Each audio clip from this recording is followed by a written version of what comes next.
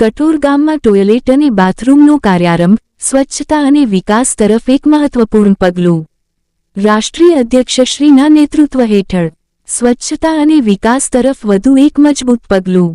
રાષ્ટ્રીય અધ્યક્ષશ્રીના નેતૃત્વ અને પ્રેરણાથી કઠોર ગામમાં સંદેશ બાથરૂમના કામની ભવ્ય શરૂઆત કરવામાં આવી છે.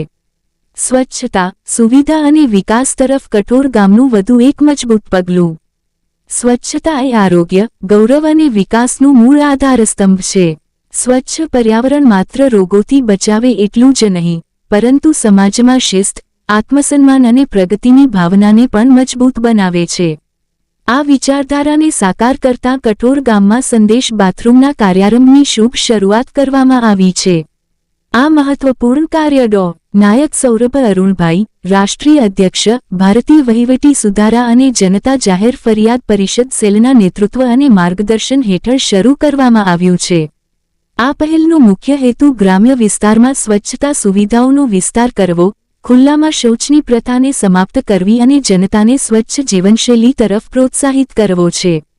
સંદેશ બાથરૂમ જેવી સુવિધાઓ ગ્રામજનો માટે માત્ર એક માળખું નથી, પરંતુ આરોગ્ય અને સન્માનનું પ્રતીક છે. સ્વચ્છતા, આરોગ્ય અને ગૌરવનો આધાર.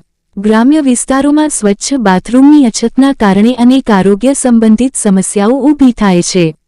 ખાસ કરીને મહિલાઓ, બાળકો અને વરિષ્ઠ નાગરિકોને રોજિંદા જીવનમાં મુશ્કેલીઓનો સામનો કરવો પડે છે. સંદેશ બાથરૂમની શરૂઆતથી આ સમસ્યાઓમાં નોંધપાત્ર ઘટાડો થશે અને ગામના દરેક નાગરિકને સુરક્ષિત, સ્વચ્છ અને સુવિધાજનક વ્યવસ્થા મળશે.